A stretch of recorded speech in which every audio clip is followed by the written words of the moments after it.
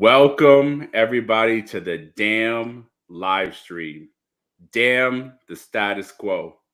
You see, D.A.M is short for the David Advisor Movement. It's the center of everything we're doing to empower you advisors who are listening out there that are scrappy, underdogs, and we want to stoke your indomitable human spirit. You see, our industry today feels like David versus Goliath at times.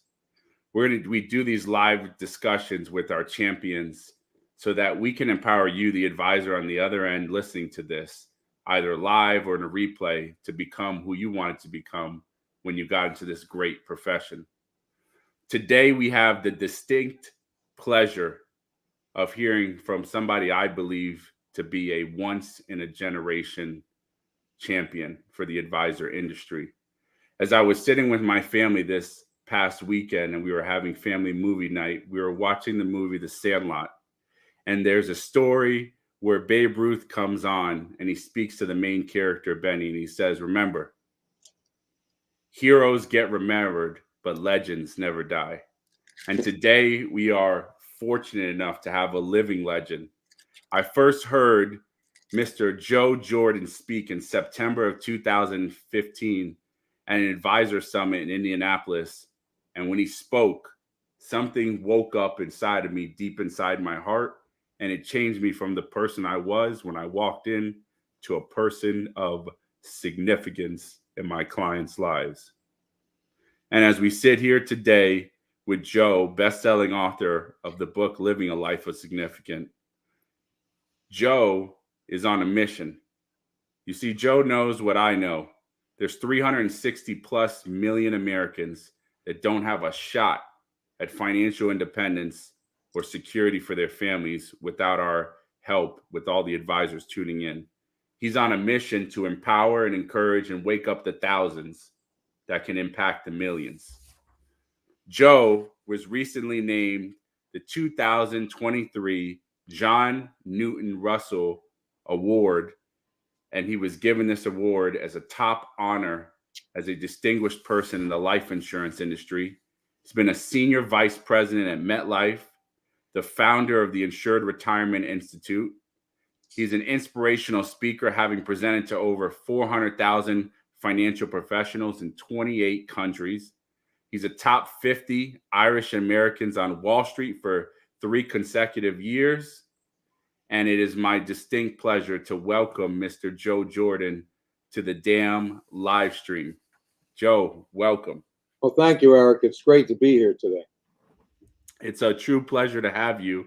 And in the essence of time, because you have so many significant things to share with us today, why don't you talk about your experience and how you got into this industry, and at what point did you transition, or what were your inflection points along the road where you really came into alignment with living significantly and the impact that you could have in others' lives?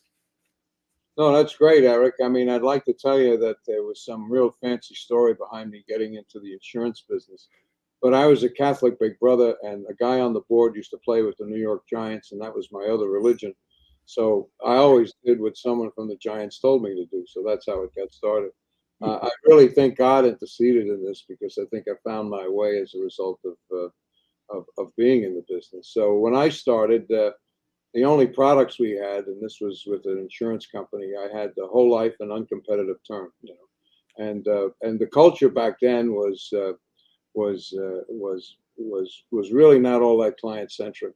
And then I thought the insurance business was kind of a drag, so I wanted to be a cool guy on Wall Street. So I went to an organization called Paine Webber. Some of you out there might remember what it is. I mean, I forget, it's been gone so long. Talk to young people, they don't know. It's like a smaller Merrill Lynch. It was what they call a wirehouse, stocks and bonds. Yep. That culture was really kind of not terribly client centric at all. It was all about pushing product and making it happen. So those were 2 experiences I had, and then I wound up at MetLife. And around this time, what was happening was Wall Street was getting involved in life and insurance, and had nothing to do with client need. It had everything to do with diversifying revenue streams. The market. I did some research, and don't tell anybody, but I heard the market goes up and down. Okay, so when it goes down, revenues starve out. So it's a good business decision. but little attention was brought to the impact on clients and what have you. So that was there. So I ran there because I kind of knew the insurance mentality, foundationally. Um, they would bring guys in from Merrill Lynch and what have you, and they never matched because there were fundamental differences. A lot of this changeover towards away from always product stuff is the idea of trying to figure out what clients want. And with that culture so embodied in product stuff, it was difficult, to get across. But I recognized that life insurance people were income gatherers. They weren't asset gatherers, yet guys very successful, but they never asked someone for $100,000 before. So I had to overcome that fear. And then on the broker dealer side, the stockbroker side, I had to get stockbrokers to do insurance. I had to get insurance people to do investment. And so ultimately, what's beginning to happen, as you see it, in terms of my 50 years in the business, is I think it's the invisible hand of what clients want. They want to have multiple needs taken care of by one person. They want to talk to 16 of them. And so I began to see that.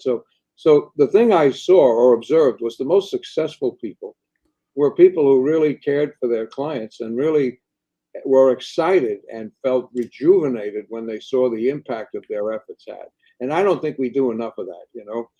We have a business that's built on numbers, and the fact of the matter is that all wisdom comes from specific human experiences, and we don't do enough storytelling. And the stories stick with people. They forget everything else, but it's that. So I think that was one part of a cultural change. And then I began to sense that, I don't think we spend enough time as an industry talking about the impact that we have. So that's where I have, and you can get on my website to see it. I've got two programs. One is life. It's called Life of Significance. In other words, that's my brand, living a life of significance. Because at the end of the day, that's the thing that's really worthwhile. And I've got two programs. One is Life of Significance, a woman's perspective. I'm a big advocate for women to be in this business. Why? Well, just think about it. Okay, 80% of men die married and 80% of women die single. And then on top of that, now you have this longevity issue, which I think is the major issue that humanity faces. Not global warming is an issue, but the big one is the aging of the population of the world. You got a shrinking working age population, and you got this massive retirement. Look, if you got a lot of people working, they're saving. If you got a lot of people retired, they're taking. So it ain't deep. And so that's fundamentally that we do. I can't think of a better profession that is dealing with the number one issue that the planet faces. And I think it's unfortunate that a lot of people think, in November of 2002, the 8 billionth person was born on the planet. And the UN came out with a statement, something to the effect that it's a carbon generating curse. It's nuts. Okay. We need more people. And so that's something that I think is important. So I think that's the major issue, and we deal with it. We try to deal with people if they die too soon or if they live too long. And that's becoming a new add-on. So I think in order to address that, it's the whole idea about you should be spending some time focusing in on the impact that you have on other people. Because it's a tough business, man. I know that. I mean, you put up with a lot of rejection, and sometimes you wake up and you want to, it's a torture chamber to sit there and dial and smile and do all of the things you do. That's why I believe that you have to have some form of inner gut that tells you, I got, I do something worthwhile, and it's there. So that's kind of a quick history. Yeah, I think that's a truly impactful. You talked about how you saw the evolution of our business from, let's call it, product distribution and manufacturing and trading stocks to, I think, the new era that we're moving into, which is the financial advisor as the trusted life coach and life facilitator, which is the era where you can only get to that place by being trusted. And the only way you can be trusted is by going through the types of real estate. And I think you and I had spoken about it previously, but there's three types of real estate for everybody that's listening in. And Joe's going to talk about the third, but I'm just going to lay it out for you. There's your cell phone. There's mobile real estate in today's day and age, right? You get into somebody's phone, so you're in their contact database. There's the saying that we've all heard, I want to be top of mind. So that's getting to somebody's brain. But the most expensive real estate in the world is heart real estate, because the only way you can get into somebody's heart is by truly caring about them and having their best interests at heart. And that means time, empathy, and stories that impact and create connection about what's truly important to folks. And so, Joe, I want you to take me back to your beginning of when you came into the world, and what really was your origin story that created you into where you are today, and what drives you, and who are you advocating for? Well, my own personal, this all folded together, and that's why I think God interceded in my choice. Um, but my father was an advisor to Harry Truman. In fact, somebody just sent me, and it's not 6 months old. It's from YouTube. It's Harry Truman accepting the 1948 nomination for the Democratic presidency and presidential party, and sitting right behind him in this massive thing is my father. And I didn't even know this thing existed because I'd never. Oh, the upshot: my father was killed in a car accident when I was 6 months old. So what I'm saying is that the way I grew up was my mother, you know, we used to have 3 homes and all of this other stuff, and it was a power relationship. So all of a sudden, my mother got disrupted out of that into this thing of being a widow, and it was 1952. So it was weird back then. It was something strange to be a widow. Something wrong with you, that type of thing. The whole family had money, and they said, "Why don't you come on the yacht?" We don't have a car, and it's like inconceivable for them to think about that. But I was so young; I was only 6 months old. That just went, and I just kept going and kept going. So then when I wound up in the insurance business, I just was thinking about how much money I could make and being a cool dude, and then on Wall Street, holy smokes, you're a real dude, and then I began to see some of the problems with it because I had a good background in terms of sensing it, and I didn't think we were very client centric, and I thought that would be a problem. I mean, that's how we got the DOL and all of these other things that are there. People just don't trust us. We think they do, but they don't. So I think we have to have some attitudinal changes in the way we deport ourselves. So what happened to me, a true story, I was chosen to speak at $1 Million Roundtable. I was the opening speaker in 2004. In fact, next year is the 20th anniversary of it.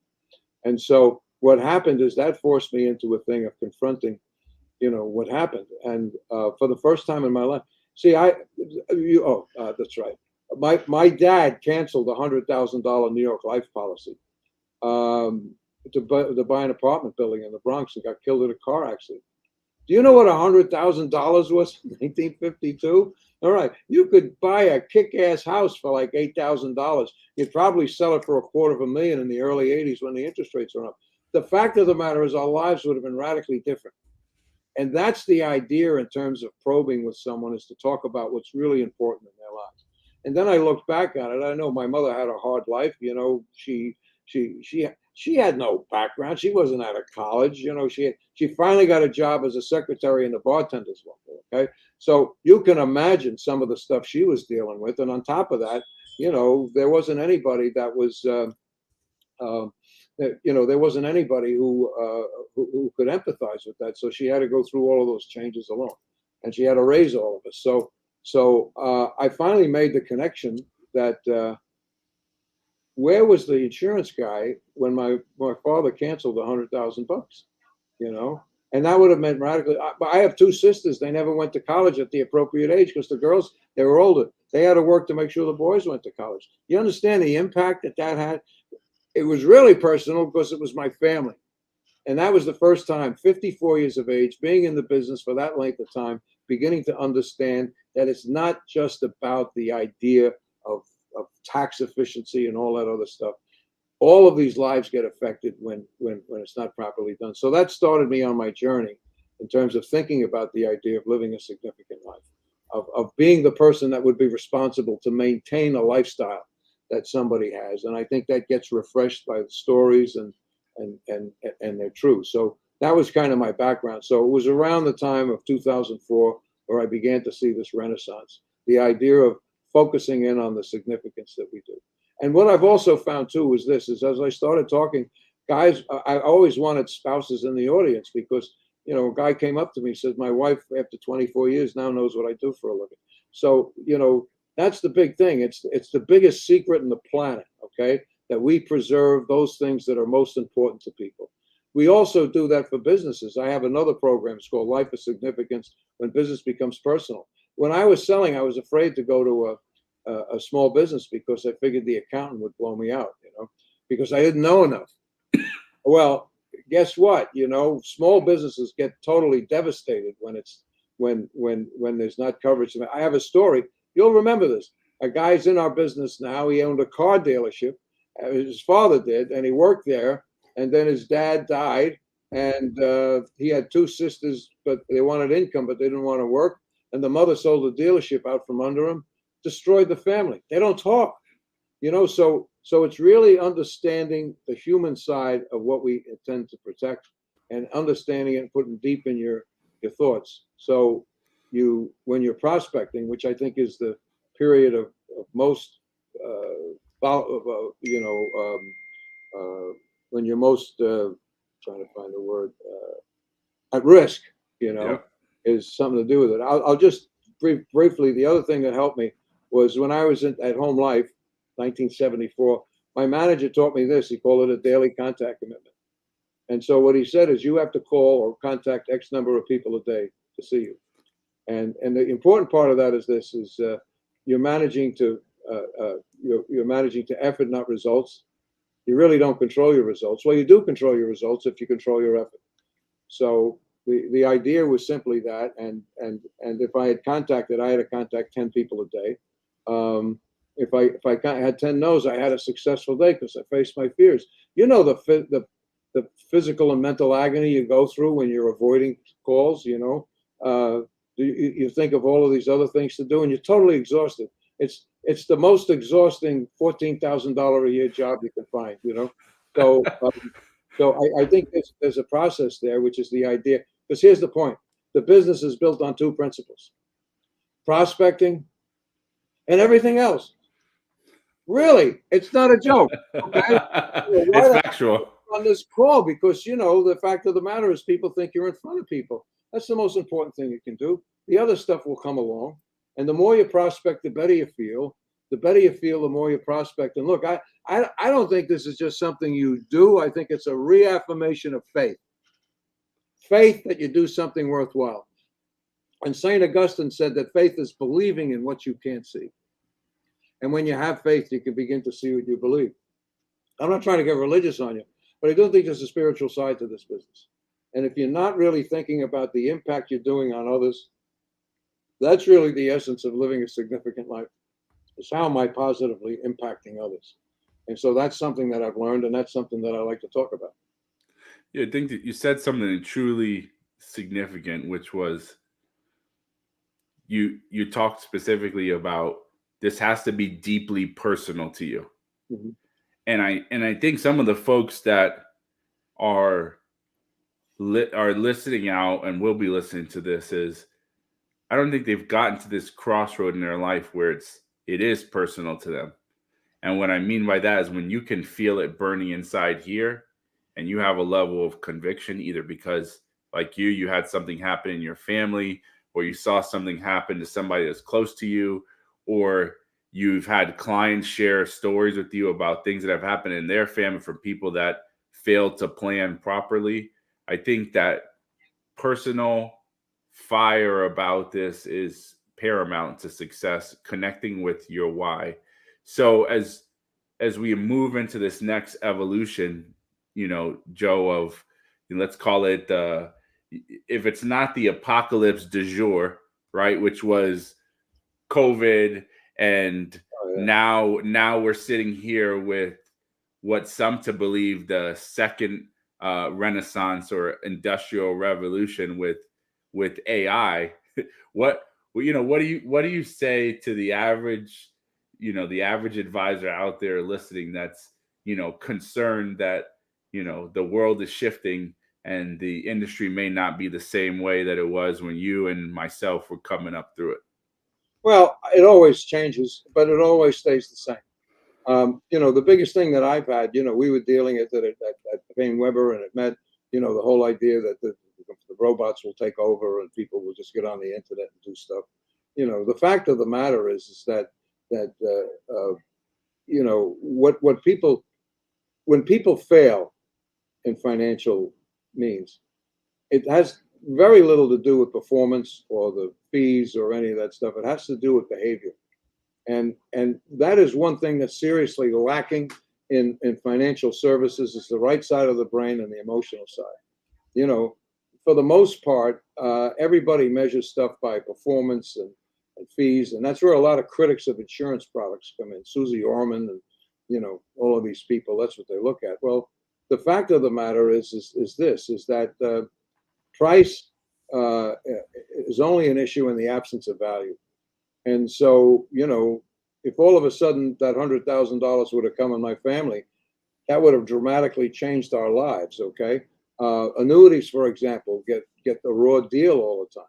Well, you know what? Anybody can run out of money now, but you'll never run out of income. So that's worth something, for crying out loud. And these other people just retreat back. So I think that's one of the issues. I do want to bring up one other thing. So I talked about daily contact commitment. That's something that can help your psyche.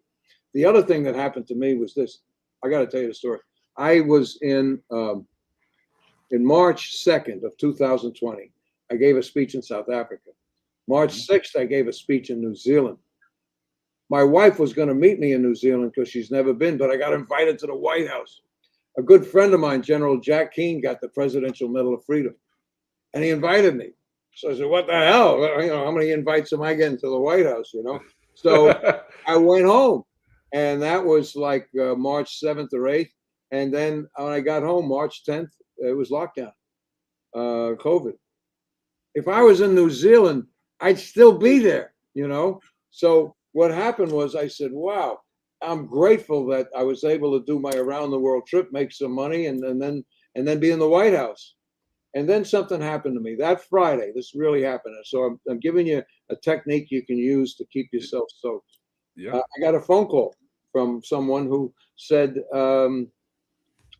he heard me speak 6 years ago. He said I changed his life. He was attributing a lot of his success to me, which I've gotten calls like that before, but this is different. He does a thing called Gratitude Fridays.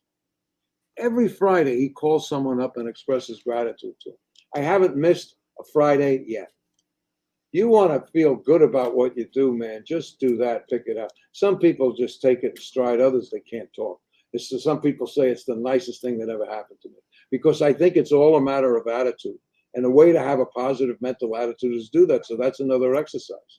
And think about it. You'll impact 52 people in a year, 520 in a decade. What else are you going to do?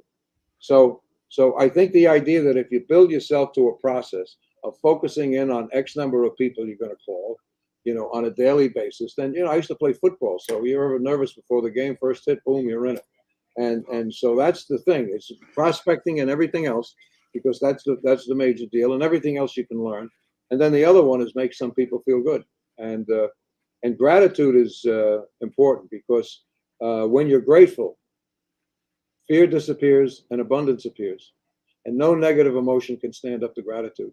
So one of those things that that give you some gravitas to to begin to think about that. I absolutely love that.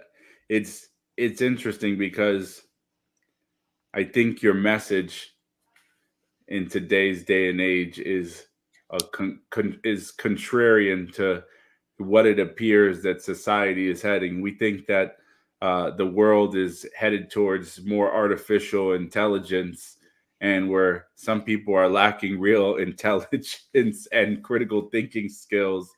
And we live in a world of emails, text messages, these things. And I think your message is human connection is one of the most powerful moving forces in the world.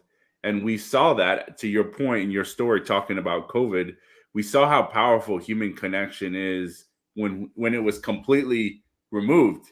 We really couldn't connect with humans. We couldn't gather the way that we did before. We couldn't interact. And like we see the negative effects. So I think your message around being significant, around showing up, around a gratitude practice, around making the calls, I think is contrarian, and the folks that actually listen to that and do something about it will be huge beneficiaries.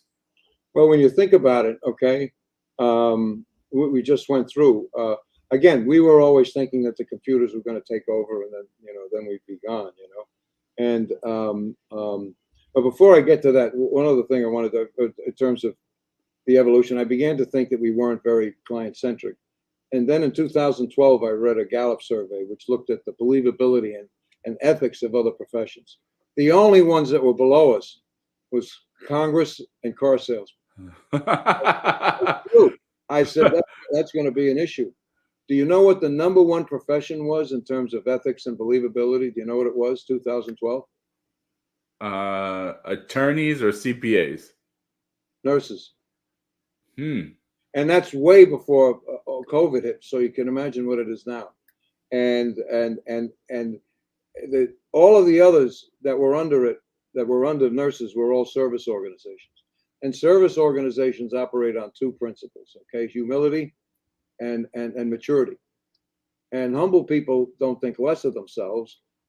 They just think of themselves less. And mature people aren't necessarily older. They see things from another person's perspective. So I think that was something there, and that was the thing that began to motivate me to write the book. And so I focused in on the idea of I think that financial services has to go away from just sales to service, because service professions are the ones that people respect most, and they have to become more client-centric. So that's the reason that I wrote the book, and it's living a life of significance. But I wrote it for advisors. What I didn't realize, because I'm very slow, is that's what clients want. I just told you, I think the major issue the planet faces is the aging population of the world. Well, you know what? Everybody has this hyper idea of what retirement will be. This wonderful, fun-filled, smoke cigars, play golf all day. Look, a lot of people after 6 months want to put the gun to their head because they got nothing to do. This is a major issue. One of the astronauts said it best. He said, if you think going to the moon is hard, try staying home.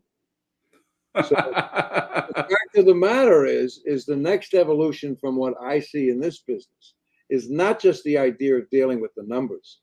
It's also with the idea of almost, counseling people and making certain, that they have something to do, something to live for.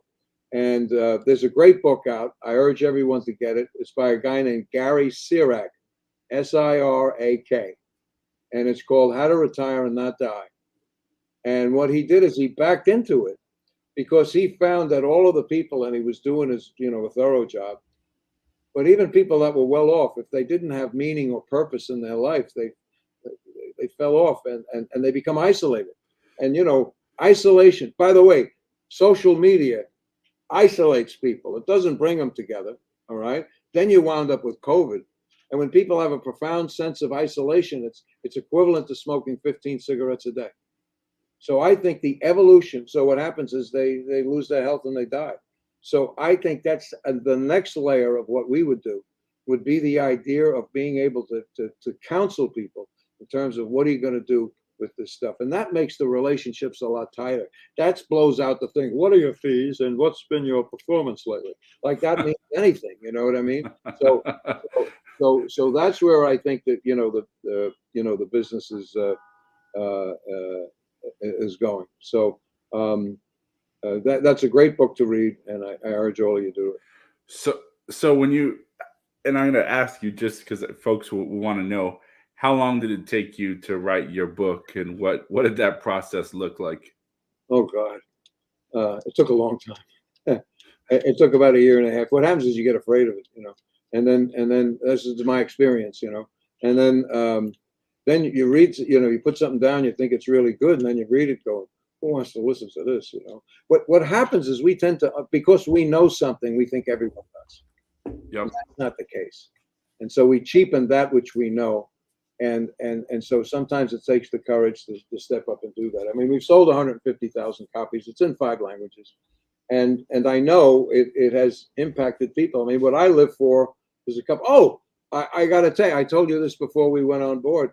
For those of you who heard of this group called Integrity, they're buying up a ton of IMOs. It's the largest distributor of insurance products in the United States at this stage of the game. And Brian Adams is the guy who runs it, and I cold called him, and and I didn't expect to hear from him. You know, I do what you do. I dial and smile too, and I know and all that other stuff. So I said, nah, let me take a shot. You know. So he called me within 15 minutes. He said he was going to quit the business around 2005. He said he read the book, and I saw your speech at MDRT, and he said.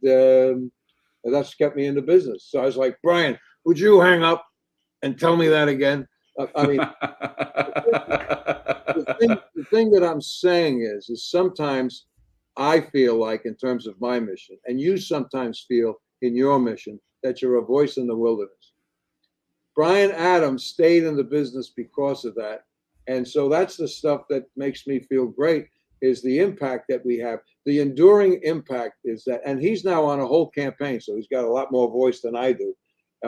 He's talking about the fact that this is a noble profession. And I think what's beginning to happen is we're beginning to view it that way. I think if we change our positioning, and I know some of you think, oh, I'm dealing right now with, well, that's why I'm telling you the daily contact commitment.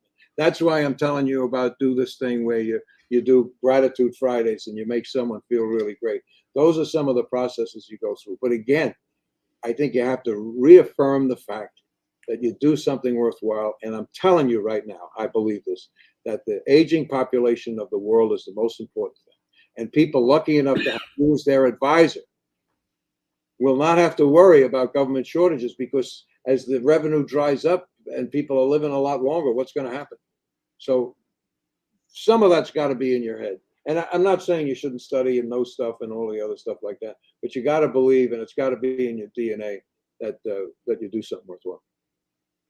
So as you sit here and you look out over the industry and you look at this big problem, how do advisors get ready for this? You know, there's a whole new wave of folks, and there's aging that we're dealing with in the advisor profession as well, right? And there's folks that are retiring out there, we're baby boomers. How do we use this message of significance to grow the next wave of advisors that are coming? Well, I think first of all, we have to embrace the idea of financial planning. And I know that a lot of younger people, I mean, that's why I went to Payne Weber. I wanted to be cool, and I'm just an asset management. Guess what? I did the research. I found out everyone dies. It's just a question of when. And look, people buy life insurance for one of three reasons, right? They love someone, they have a cause that they feel strongly about, or they owe somebody money. And life insurance has to be part of that. And there's a lot of other, and I don't necessarily need to get into it today, but there's also a lot of other tax benefits of owning life insurance and helping people out in retirement and providing tax-free income and all of that stuff, and that's good. But I think you have to get to the essence of it. And it's a little more difficult, but it's the thing that I think that can become most rewarding. Look, just selling financial, mutual funds and all that other stuff, I mean, that's great. But the fact of the matter is people feel losses twice as much as they feel gains. And you can have great performance, but someone's always doing better. But deliver a death claim or pay someone's long-term care benefits or a disability benefits is a completely different operation. And that's the thing that binds us together. It's not about you. And I think for the longest time, our business was about us. Look at him. He got the trophy. Look how much money he made. But I found that the people who are the most successful ones gravitate towards the idea of living a significant life and having a lot of people who are indebted to them because of what they've done. I tell you what, I'm gonna do something completely that I never do. This is my favorite chapter of your book, Mm-hmm. which is called Stories That Resonate. Okay. And for the longest time, you said this earlier, and then I'll read the story. I'm so glad that my spouse is in the audience. Now she knows what I do. And so one day I'm sitting in the kitchen talking to my wife, who, people will ask her, what does your husband do? Oh, he does something with finance or yada yada or banking or whatever. I said, she's like, I was like, no, wait, I'm gonna read you something and I'm gonna explain to you. So this is from longtime agent and financial planner Jack Dempsey. It's the story of Sally. Oh, Sal. So Oh, this is my favorite story. I'm going to read this for folks that are listening. My client, we'll call her Sally, contacted my office to discuss insurance for a small business, a Christmas tree farm. I invited her into my office to meet face to face. As we talked about the right policy for her business, I asked about her retirement plan. She had none.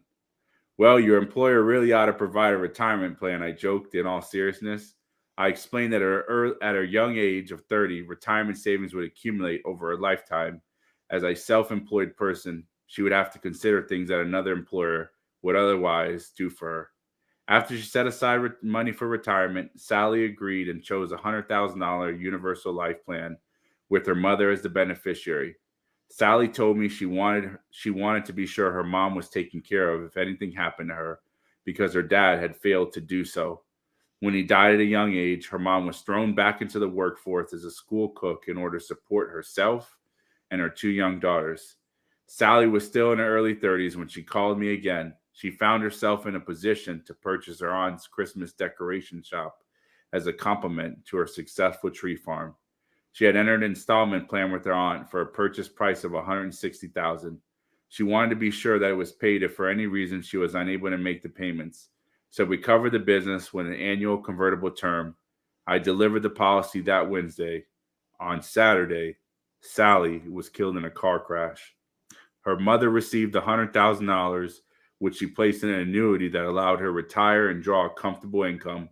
I delivered the 160 to Sally's aunt, who is in poor health and able to cover her care with the proceeds. But the story doesn't end there. Due to her aunt's poor health, Sally's sister Diane inherited the business a few years later. I was reviewing the business insurance with Diane when she shared with me another chapter in Sally's life. Because of Sally's careful planning, Diane had inherited the business debt-free. She and her husband had never been able to have children, nor had they ever had the financial resource to pay for the costly fertility or adoption alternatives. But with the business free and clear and successfully up and running because of Sally, Diane and her husband could afford to adopt a beautiful little girl from China. They named her Sally. As I listened to Diane that day, I realized that the insurance proceeds I delivered on her behalf were really love letters. The letter her mother said, I want to make sure you can retire, Mom. You deserve it, and I want to give that gift to you. The letter to her aunt read, I know you can't afford to have me drop the ball with the payments. You've worked hard for your business. I honor that commitment, and I want to make sure I live up to my word.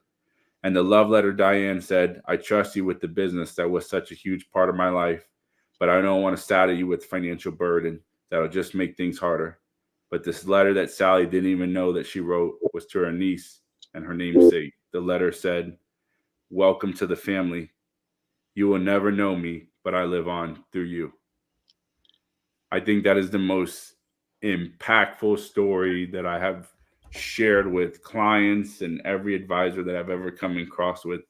That's the essence. That has nothing to do with AI. That has nothing to do with financial planning.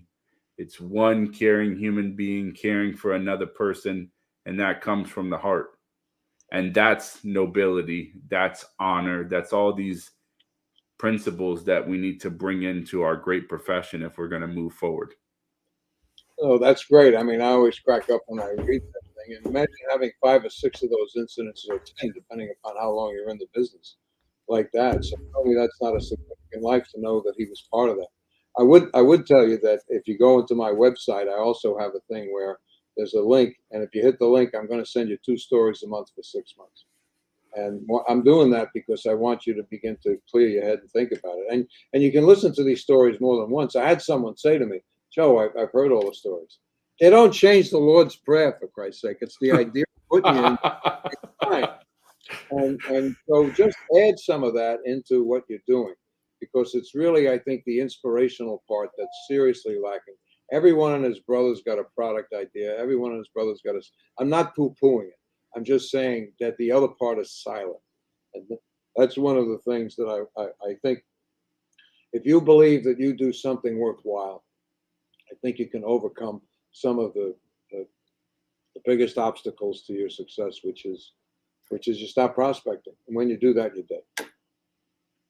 So you've been in this great profession for a long, long time, and I know that you've had the pleasure of speaking on the same stage of one of my other favorite mentors, Mr. Nick Murray, Oh, who tell, tell, tell me a little bit about your experience with Nick Murray, because for while he's profound, he's very intimidating from what I hear. he's a curmudgeon. I mean, what happened was I was at MetLife and they put me in charge of financial planning. And I was more of a product guy. I built their annuity business and that was the life. So, that was what I was doing. So they wanted me to do. So I didn't know. So, I looked Nick Murray up. So I figured I'm going to have this guy up there talking about charts, graphs, and, all of this other stuff, which I really wouldn't understand. And you know what he was talking about? He was talking about behavior. And he was talking that we're the stewards of the behavior because the markets take care of themselves. And so what Nick Murray did for me anyway was he gave me the words, he gave me the ideas, and the ideas, and also how to express it. And he talked about the idea that the stock market outperforms all the time, just not every day. I was never exposed to any of that stuff, and it's true. And I also think that he's right about that. But I also think, there's a lot of new products that come out that try to minimize that risk. Now, it minimizes the risk at the expense of performance. But it's not just about performance. It's also about the idea of how people behave. So that's, and you think about it, this was years ago. And then, you heard me talk about the idea of this new thing about becoming advisors. And in fact, there's a report by McKinsey, it's 2020, said in 10 years, advisors will gradually shed their role as investment managers to become more like integrated life wealth coaches. Who the hell's going to do that? Who has an economic incentive to do that? Who's going to tell people that, you're going to live now 15 to 20 years and what are you going to do? And you need meaning and purpose too. So I think that's a very exciting time. And it's all about relationships. It's not about, a computer can't do that stuff. And for all of the things that saying this business is going to get blown out for computer. Look, there are people who want to buy that way. God bless them. And I want to make certain, that they're taking care of themselves. But again, it's a very emotional thing. When the stock market crashes, people can go nuts. I forget the name of the fund, but the best performing fund in the 10 dead years, from 2000 to 2009, they call it something other than that. The lost decade. The lost decade is CGM. And CGM, listen to this. CGM averaged over those 10 years 18.4%, number one fund. You know what the average investor in it got? It got somewhere in the area of around 3%. You know why? Because right in 2008, 2007 or 8, it was up 80%. So everybody rushed in. And then what happened is the next year it went down 50% and everybody rushed out. So what happens is they would have stayed and been there, that would have happened. But anyway, the point is he gave me the knowledge. His books are excellent. All of his books that are there. You should sit and read it because he talks to you. It's not all that technical, and he takes the time to make that happen. And so I credit him with a lot of my success in terms of, being able to stay up to date. So look up Nick Murray and do it. But he is a curmudgeon. You know what he does? It's unreal. We were doing a gig together, right? So he goes up to the person running the thing. There's like 600 people in the audience. He says, "I'm running a contest for the worst run venue of this year, and you're winning." So that's the he would tell people. So I was always afraid of him. I had this imaginary bomb suit, going near him because, he would crack at you. But he's just a wonderful guy. He's a true student of the business. All of his books should be bought and read. I, that That's phenomenal. I appreciate you share those sentiments. It's really interesting kind of looking at where we are right now. There's all this debate in our space about advisors and solutions and et cetera that you've come up with. But the thing I always think about uh, as far as being significant is you've got to protect what can go wrong before you can plan for what can go right. And I think the best laid plan is one that's actually stuck to, or it's stuck pretty close to, whereas we just discussed with behavior, right? Investors will make poor choices. So there's Right. purists that are out there. You talked about fees and different things like that. There's purists that are out there who say, investments and financial planning, et cetera, and no insurance and insurance products purely on fees. You're going to do better with investments. Well, I'm going to be honest with you. Some people will jump off the roller coaster as soon as the thing gets rocky, and then they die.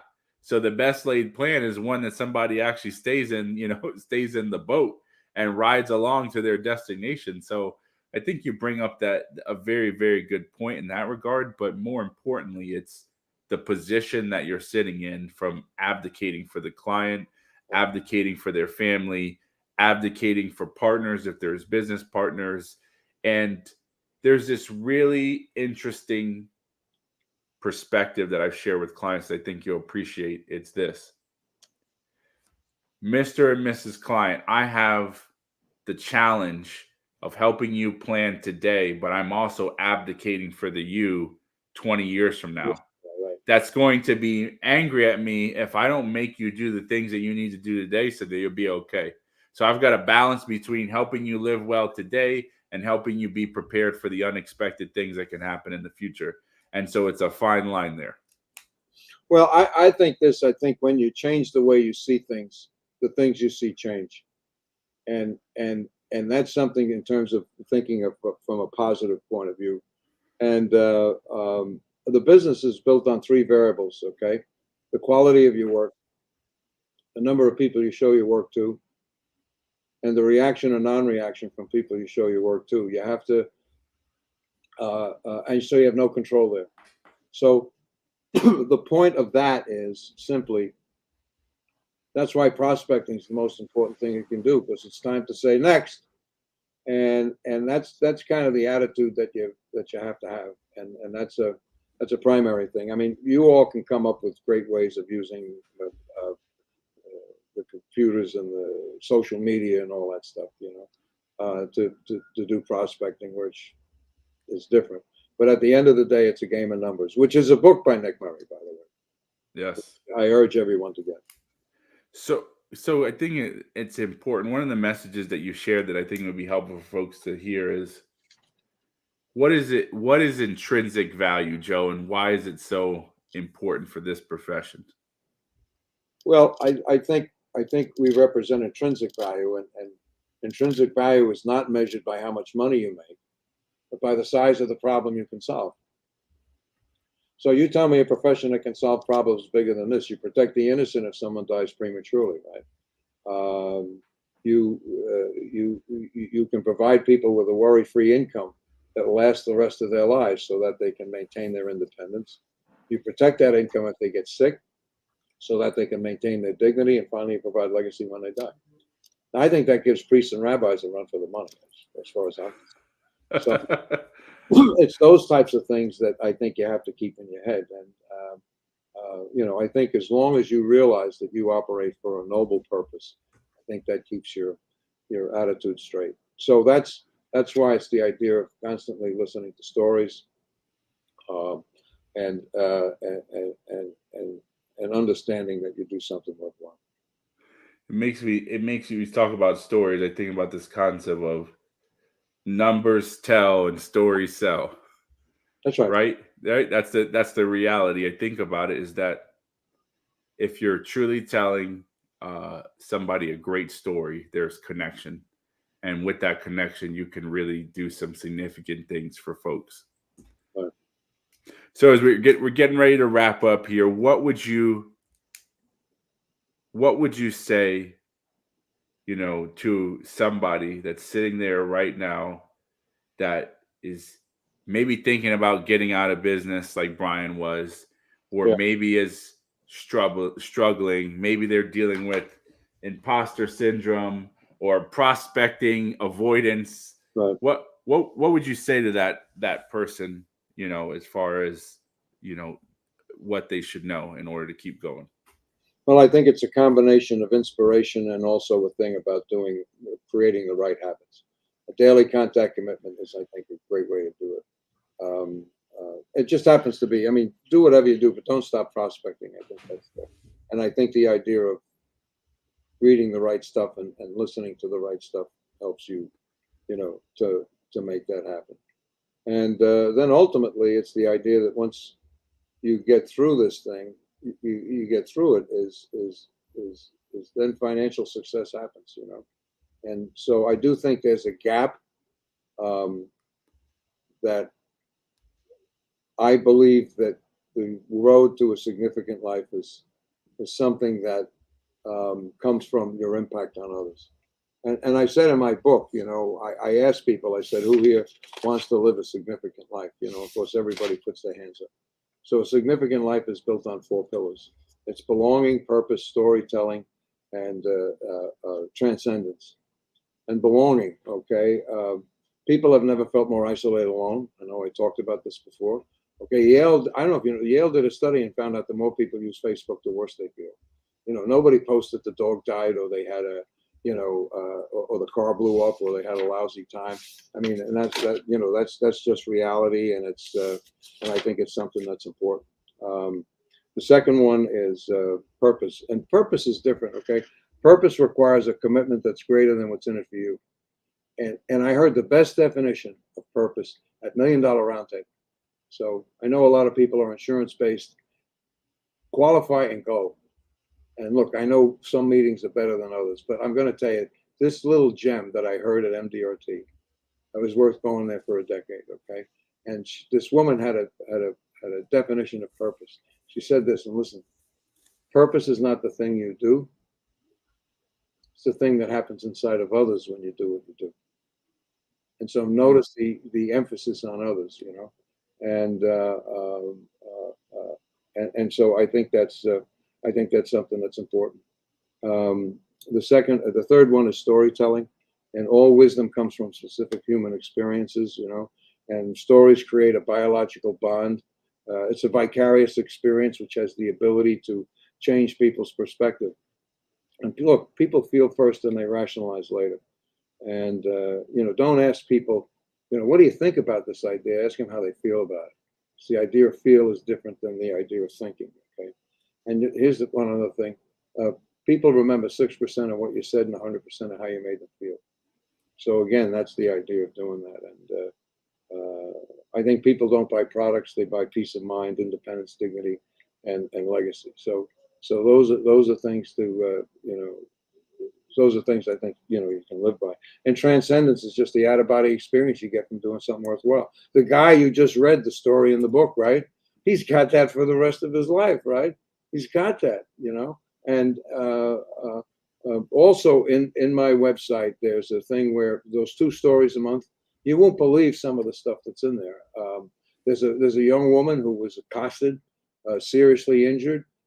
She lives with her parents, but she's the sole support, and she has a child, and she had a life insurance policy that had a living benefits. She was able to accelerate $400,000 to get her well and to make certain that her parents don't get thrown out on their ear. Tell me, wow, that is something that is really impactful, and so that's why I'm hooked on it. I think it's the best profession one could be in. I think it provides the most gratitude, and I think it's a noble profession. And I'm glad to see people like Brian Adams beginning to pick that up. Amen. Well, I want to close us out, and I want to thank everybody that's listening to this. We are going to be sending out links to Joe's website. Highly, highly, highly encourage the first 20 people that comment on any platform, LinkedIn, Facebook, YouTube, we will send you a copy of Joe's book to you. That'll be covered by us. We'll make sure that we get you taken care of, because we want to thank Joe for his time and his remarkable message that will change your life and will help you change the life of many people who are counting on you. So please be sure that you comment on our social platforms so that we can make sure we get you a copy of Joe's book. I can assure you it is one of the best reads that I've ever read in my life. Very approachable, very digestible. You can go through a chapter and you will feel things emotionally inside about your significance that will change your life. So highly encourage it. Make sure that you go and you visit josephjordan.com to sign up for the 6 stories that Joe talks about over the 6 months. They'll send you 2 sets of stories and to view his other materials. And I would tell you to go to YouTube. You can watch his famous $1 Million Roundtable debut, where you will see Joe at a level of passion, as he talked about on this discussion of when he had to confront some of the challenges that his family faced. And as Joe was sitting here talking, I was looking at $100,000 in 1952 was something like $1 million+ today at today's inflation rate. Forget about it if we factor in any growth. So it's pretty significant by not having somebody abdicating. So I want to thank you, Joe, for joining us. I want to thank all the listeners. Super grateful for you. Remember,